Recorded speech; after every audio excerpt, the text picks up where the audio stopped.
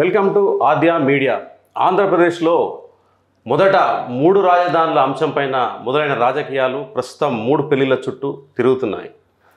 AP రాజకీయాలపైన ఈ అంశంపైన మనతో చర్చించడానికి senior political analyst KS Prasad గారు మనతో ఉన్నారు. సార్ నమస్కారం. నమస్కారం. మనం ఏపీ రాజకీయాలను ప్రస్తుతం మనం చూసినట్టయితే ఈ 3 పెళ్లిళ్ల అంశం అనేది చాలా హాట్ టాపిక్గా మారింది సార్. వాసిరెడ్డి పద్మ ఎవరైతే ఉన్నారో ఆంధ్రప్రదేశ్ మహిళా కమిషన్ చైర్పర్సన్, అంటే పవన్ కళ్యాణ్ 3 పెళ్లిళ్ళ అంశం పైన ఆమె ఒక నోటీసును ఇవ్వడం జరిగింది. పవన్ కళ్యాణ్ క్షమాపణ చెప్పాలని.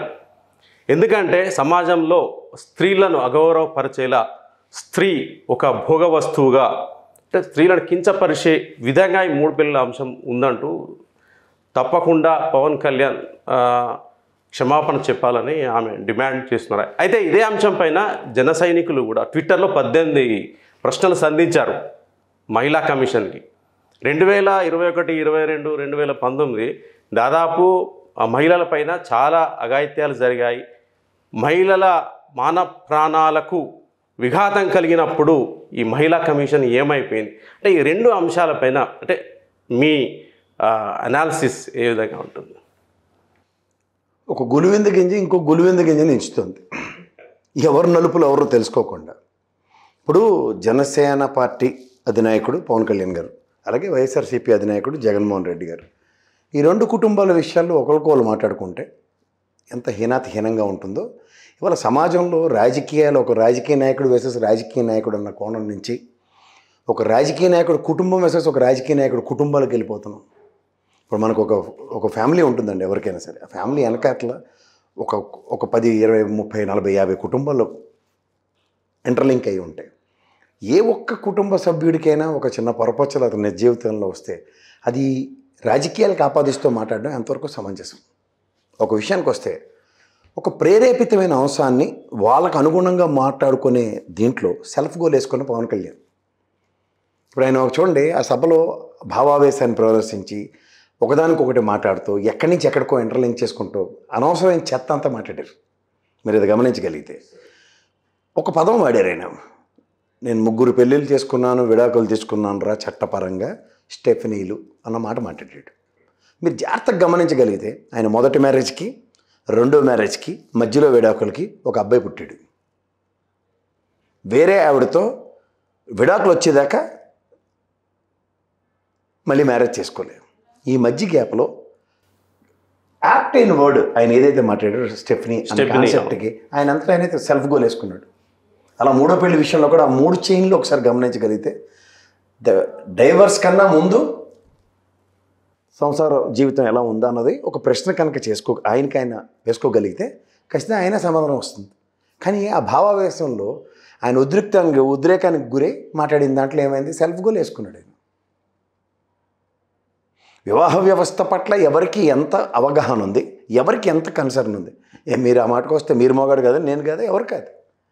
ఇది మనకు ఎవరన్నా ఇన్వర్టెడ్ కామర్స్ పెట్టి మీరు విడాకులు తీసేసుకోవచ్చు, చట్టబద్ధంగా తీసుకోవచ్చు అంటే ఏమవుతుంది? లాస్ట్కి మీరు ఏదో కష్టమైన ఇష్టంలో ఇల్లు కట్టుకుంటారు, భార్య పిల్లల భవిష్యత్తు కోసం డబ్బులు ప్రణాళిక చేసుకుంటారు.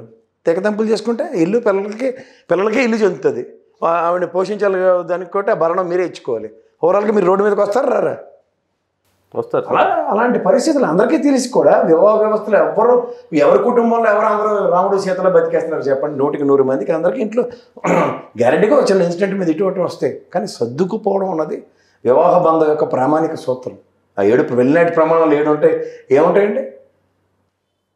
అన్ని కాలాలందు భార్యను మనం పరిరక్షిస్తాం, ఒక ప్రమాణంతో దానికి తాళి కడతాం. ఏముంది? కష్టం వస్తే ఓ చిన్న కష్టాన్ని ఓర్చుకోలేకపోతే, ఓ మనిషిగా నీకు స్వీయ నియంత్రణ లేకపోతే అది నువ్వు అందరికీ ఆపాదిస్తానంటే ఎట్లా? ఉన్నారు సొసైటీలో విడాకులు తీసుకున్న వాళ్ళు ఉన్నారు, వేరే జీవితాలు గడుపుతున్న వాళ్ళు ఉన్నారు. ఇది కాదు కదా. ఒక వ్యక్తి ఒక నిజ జీవితంలో 3 సార్లు విడాకులు తీసుకున్నాడంటే he himself is a failure.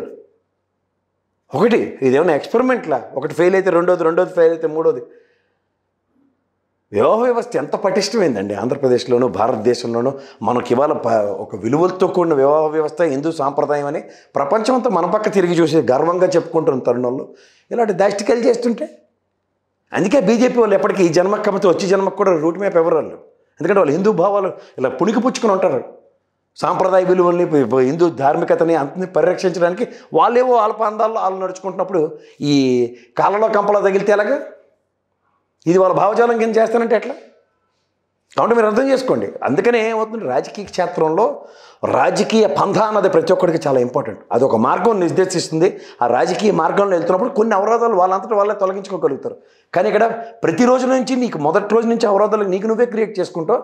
అది అవతల ప్రభుత్వాన్ని అనొచ్చు, లేకపోతే ఇవాళ వాసిరెడ్డి పద్మ గారు వచ్చిన సారీ చెప్పించే పరిస్థితి అంటే జాతీయ మహిళా కమిషన్ లాంటిది వచ్చి ఇవాళ అమరావతి రైతుల మీద జరిగిన దాష్టికాల్లో వాయినాలు పట్టుకుని పోయారు, కానీ ఏం చేశారో తెలియదు, బిర్యానీ తినిపోయారు.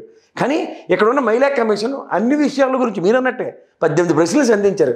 దానికి ఒకటే సమాధానం, కోతవేడి దూరంలో ఉంటుంది మీ జనసేన ఆఫీస్కి వచ్చి చూడండి, నా దగ్గర నిలబడితే సమాధానం చెప్తానంట. దానికి మనం సమాధానం చెప్పడం ఏంటి? ఇవన్నీ జరుగుతున్నాయనే కదా ఈరోజు మనందరం సస్తుంది. 18 సంవత్సరాలు జరిగాయని మీరు చెప్తే 19వ సంవత్సరం మీరు ఎందుకు అవుతున్నారు? మీకు అర్థమవుతుందో సార్? 18 సంవత్సరాలు జరిగాయని వాళ్ళే చెప్తారు. 19వ సంవత్సరం వాళ్ళు పవన్ కళ్యాణ్ గారే కదా. అంటే అగ్గికి అజ్యం తోడవుతావా, లేదా సమాజానికి సహాయ సహకారాలు అందిస్తావా? ఇది అంటే కొంతమంది అడ్వకేట్స్ కూడా మాట్లాడుతున్నారు సార్. అంటే మ్యూచువల్ డైవర్స్ అనేది ఉంది. ఒక పెళ్లి చేసుకున్న తర్వాత మళ్ళీ డైవర్స్ ఇచ్చి మళ్ళీ వేరే అమ్మాయిని పెళ్లి చేసుకోవచ్చు. సెకండ్ అమ్మాయి కూడా మ్యూచువల్ డైవర్స్కి వెళ్ళొచ్చు. థర్డ్ అది ఒక పునర్వివాహం అనేది నేరం కాదు అని మాట్లాడుతున్నారు. అయితే ఆంధ్రప్రదేశ్లో అంటే ముఖ్యంగా పవన్ కళ్యాణ్ పైన బురద చల్లడానికి ఏ అంశము లేదు. భూతద్దం వెతికినా కూడా దొరకడం లేదు. 3 పెళ్లిల అంశం తప్ప వైసీపీకి ఏమీ దొరకడం లేదు. అందుకనే పవన్ని టార్గెట్ చేశారని అంటున్నారు. సరే, ఇండివిజువల్గా మీకు ఒక క్రెడిబిలిటీ, ఒక వ్యక్తిత్వం అనేది రెండు ఉండాలి. క్రెడిబిలిటీ నీకు వివాహ చట్టం మీద నీ క్రెడిబిలిటీ ఏంటో అందరికీ అర్థమైంది. వ్యక్తిత్వం దానిలోంచి ప్రతిబింబిస్తుంది. ఇప్పుడు మీరు భగవంతుడు కృష్ణుని ప్రార్థిస్తారంటే, కృష్ణ భగవంతుని నేను మీరు అందరూ భగవద్గీతను చదువుకుంటాం కదా మనందరం. మీరు ఆయన 100 మంది గోపికలతో తిరిగాడు, 8 మంది భార్యలు ఉన్నారు అని ఇవన్నీ మనం చదివిందే కదా. 16,000 మంది 16,000 మంది గోపికలు ఇవన్నీ మనకు తెలిసిన విషయాలు. అందులో ఆ విషయాలు ఏమైనా గ్రహించిన వాడిని ఎవరైనా చూసామా? లేదా కృష్ణ భగవంతుడు భగవద్గీత ఆయన ఇచ్చిన గీతా సందేశాన్ని ఫాలో అవుతున్నాం? గీతా సందేశాన్ని ఫాలో అవుతాం. మంచి ఉంది కాబట్టి, మంచి ఉన్నది. మోరల్ చెడు సమాజంలో మంచి చెడు రెండు ఉంటాయి. చెడు ఉన్నదాన్ని ఎప్పుడైనా మనం ఎందుకు హైలైట్ చేయం?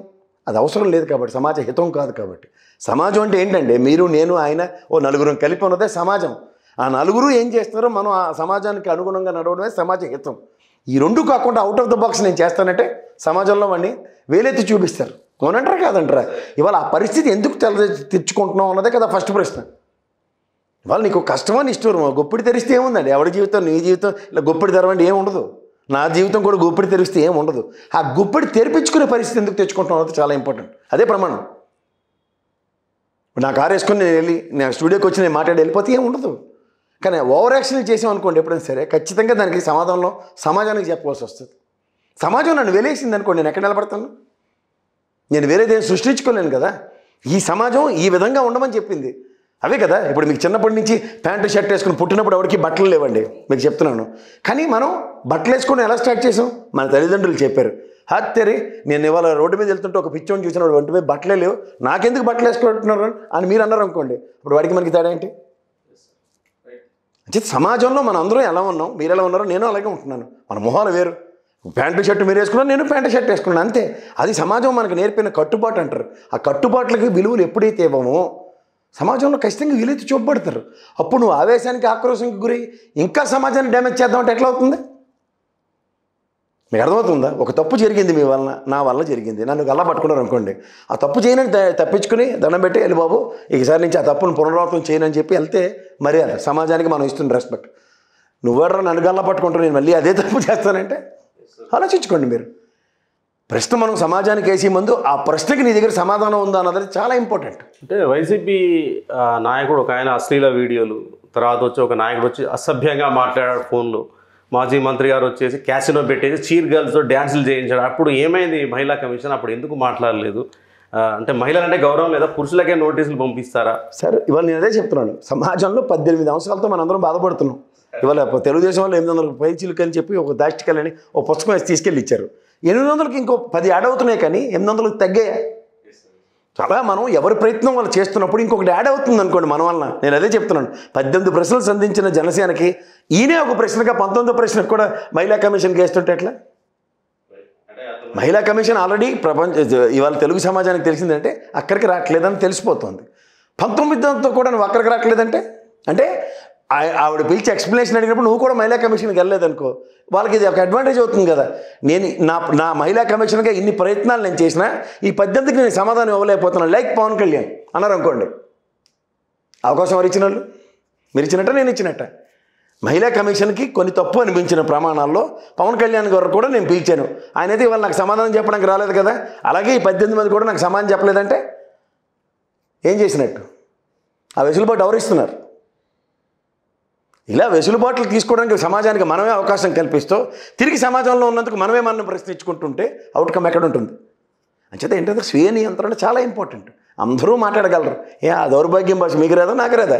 మైక్ ఇవ్వండి, మైక్ తీయండి, గంట సేపు నేను తిడతాను మీరు తిడతారు. కనీసం భాషను కూడా వ్యక్తీకరించలేరు ఆయన. మీరు గమనించట్లేదు, తిట్లు అనేవి భావావేశం వచ్చినప్పుడు ఫ్లోలో వస్తాయి, వచ్చి నుంచి ఉండదు దానికి.